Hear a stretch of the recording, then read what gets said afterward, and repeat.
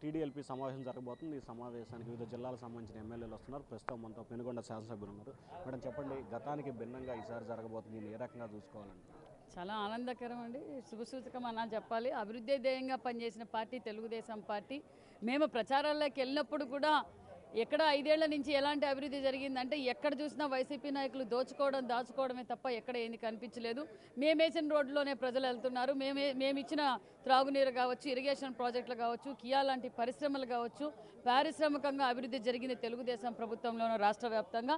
ఈ రోజు కూడా జరగబోయేది కూడా గతంలో జరిగింది తెలుగుదేశం ప్రభుత్వంలో, జరగబోయేది కూడా తెలుగుదేశం ప్రభుత్వంలో ప్రజలందరికీ అర్థమైంది. అందుకే మూకుమ్మడిగా చంద్రబాబు నాయుడు గారు అయితేనే ఈ రాష్ట్రం పూర్వ వైభవం వస్తుంది, స్వర్ణాంధ్రప్రదేశ్గా ఆయన ఒక్కరే అయితేనే మార్చగలరు. సంపద సృష్టించడం తెలుసు, సంక్షేమ పథకాలు ఇవ్వడం తెలుసు, ప్రజలకు అందుబాటులో ఉండే ప్రభుత్వం తెలుగుదేశం, జనసేన, బీజేపీ ఉమ్మడి ప్రభుత్వాన్ని ప్రజలందరూ తెలుసుకొని మాకు అఖండ మెజార్టీతో గెలిపించారు. గతం ప్రభుత్వంలో రోజా చాలా విభిన్న రీతిలో ఇష్టానుసారంగా వ్యాఖ్యానించింది సార్, దీన్ని ఎట్లా తీసుకోవాలి? రోజా ఒక్కరే కాదు సార్, వాళ్ళ నాయకుడే అలాగయ్యారు.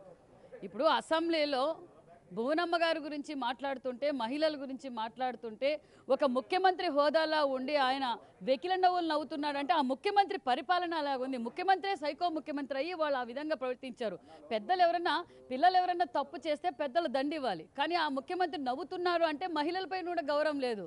ఆమెను మేము కన్సిడర్ కూడా చేయడం లేదు. అంతే, రోజా గారి గురించి మాట్లాడాల్సిన అవసరం అయితే మాకు టైం వేస్ట్. సో ఈ ప్రభుత్వంలో మహిళా పాత్ర ఏ విధంగా ఉండబోతుంది? గతంలో కూడా తెలుగుదేశం ప్రభుత్వంలో మహిళా సాధికారత పుట్టిందే తెలుగుదేశం పార్టీలో.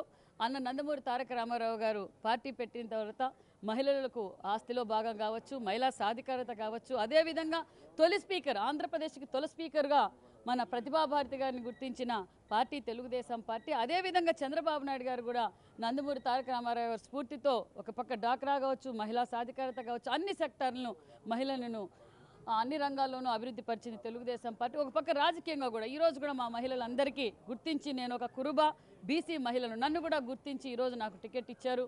ఆ అమ్మాయి అయితే గెలవగలదు, నువ్వు వెళ్ళు, ధైర్యంగా ఉండు, నీతో పాటు పార్టీ ఉంది, నేనున్నాను, నువ్వు వెళ్ళు, ధైర్యంగా వెళ్ళు, ప్రజల్లోకి వెళ్ళు, గెలుస్తావు నువ్వు అని చెప్పి చంద్రబాబు నాయుడు గారు భుజం తట్టి ఈరోజు నేను జిల్లాలోనే అత్యంత మెజార్టీతో గెలిచాను. అది చంద్రబాబు నాయుడు గారు. మహిళలను గౌరవించే పార్టీ తెలుగుదేశం పార్టీ. సో ఇది మొత్తం మీద చూసుకుంటే ఖచ్చితంగా రానున్న రోజుల్లో ప్రధానంగా చూసుకుంటే మహిళలకు సంబంధించి అత్యంత ప్రాధాన్యత ఇచ్చే పార్టీ టీడీపీ. అలాగే రానున్న రోజుల్లో తెలుగుదేశం పార్టీ అన్ని రకాలకు సంబంధించి కూడా చేదోడు వాదోడుగా ఉంటుంది. అలాగే గతంలో రోజా వ్యవహరించిన తీరు సభ్య సమాజం తలదించుకునేలా ఉందని చెప్పి కూడా పెనుగొండ ఎమ్మెల్యే సబితా అంటున్నారు. Vote studio.